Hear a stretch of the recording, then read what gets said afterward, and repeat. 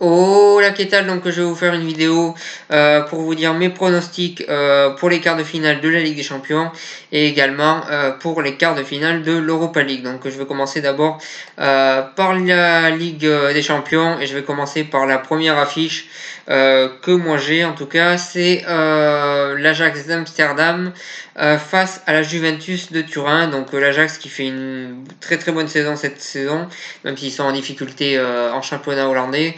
Mais au-delà de ça, en Ligue des Champions, ils font vraiment une très très bonne saison. Il y a une bonne équipe assez jeune dans cette équipe de l'Ajax. De l'autre côté, il y a une Juventus qui est très très expérimentée et qui cette saison fait également une bonne saison. Moi personnellement, je vois plutôt la Juventus. Je pense qu'ils ont l'expérience pour pas se faire avoir, par cette équipe de l'Ajax. Et moi, je vois plutôt une qualification de la Juventus de Turin dans ce match qui, sur le papier, me paraît très intéressant. Un match historiquement parlant. Sur le papier, en tout cas historiquement parlant, c'est très intéressant. On a d'un côté l'Ajax qui a gagné 4 Ligues des Champions, de l'autre la Juve qui en a gagné 2. Et ils se sont rencontrés en finale dans les années 70 et c'était l'Ajax de Cruyff qui l'avait emporté. Donc voilà, historiquement, c'est un match passionnant et au-delà de ça, sur le terrain, ça promet de l'être également. Mais je pense que la Juventus est assez expérimentée pour pas se faire avoir dans le piège de l'Ajax d'Amsterdam. Ensuite, Liverpool face à Porto.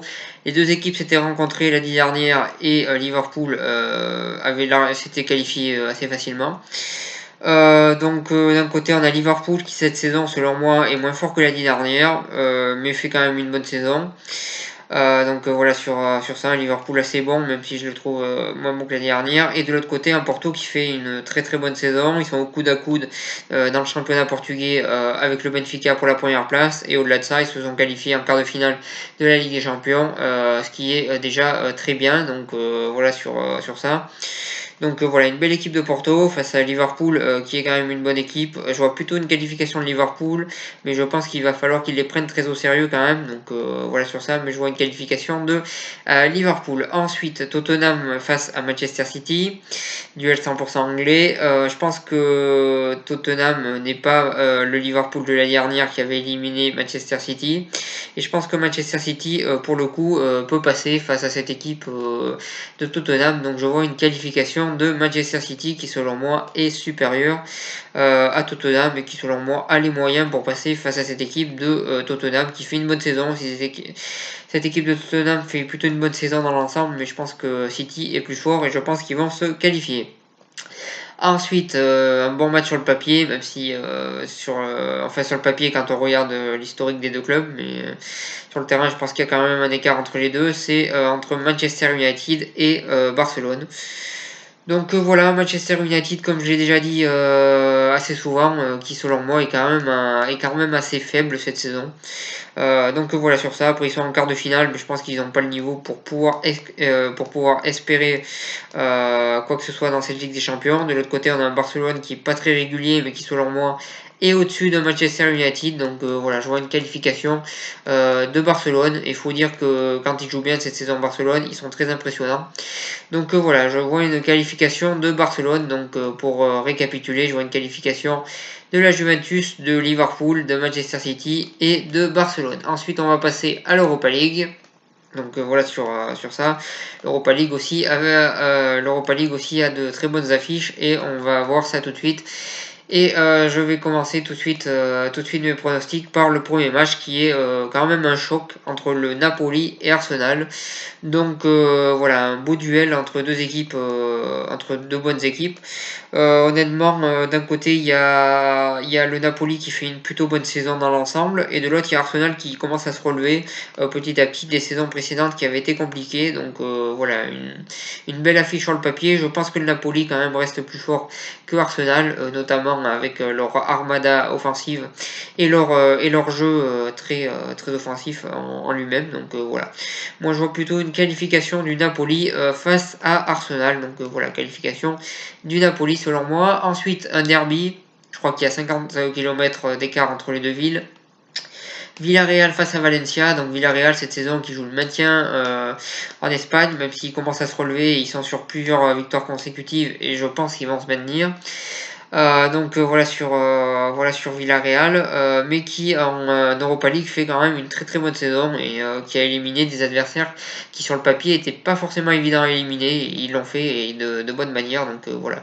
Pour l'instant, ils font un bon parcours Villarreal en Europa League. Et de l'autre côté, on a Valence, l'équipe qui fait le plus de matchs nuls cette saison en Europe, il me semble. Donc voilà sur ça. Deux équipes qu'on peut dire assez irrégulières dans leur championnat. Voilà sur ça. Moi je vois plutôt une qualification de Valencia qui me paraît un peu plus fort cette saison que Villarreal. Mais attention quand même à Villarreal, je pense que ça va être un derby très très chaud. Et voilà sur ça, il s'annonce très passionnant ce match. Et moi je vois plutôt une qualification de Valencia, mais honnêtement j'ai pas mal de doutes sur ce match-là. Donc voilà sur ça. Ensuite Benfica face à Francfort. Donc Benfica qui fait une bonne saison, qui est au coude à coude, comme je l'ai dit, avec Porto, pour être champion national du Portugal. Donc voilà sur ça. Et de l'autre côté, Francfort qui fait un très très bon parcours en Europa League. Benfica, dont les joueurs ont avoué que leur objectif c'était en priorité le championnat. Et on l'a vu notamment en huitième de finale. Le match aller, ils n'ont pas été très performants. Le match retour, ils ont été performants en deuxième mi-temps et en prolongation. Donc je pense que Benfica privilégie vraiment le championnat. Après, je trouve dommage de ne pas jouer la Coupe d'Europe à fond. Parce que même si c'est pas la plus grande des Coupes d'Europe, ça reste quand même une Coupe d'Europe. Mais bon, pour l'instant, j'ai l'impression qu'ils la jouent pas à fond. Donc je trouve ça dommage. Donc du coup, je vois une qualification de Francfort face à Benfica. Dernier match, le Slavia Prague surprend la grosse surprise qui a quand même éliminé le FC Séville face à Chelsea. Donc là, je veux pas être très original. Pour le coup, c'est la seule équipe que je connais pas, c'est le Slavia Prague. Je connais pas du tout cette équipe-là, mais je vois quand même une victoire de Chelsea qui me paraît assez solide pour battre cette équipe du Slavia Prague. Donc voilà sur ça. Donc pour récapituler, je vois une qualification du Napoli, de Valencia, de Francfort et de Chelsea. N'hésitez pas à mettre vos pronostics dans les commentaires. Je vous remercie de m'avoir suivi et je vous souhaite une bonne continuation.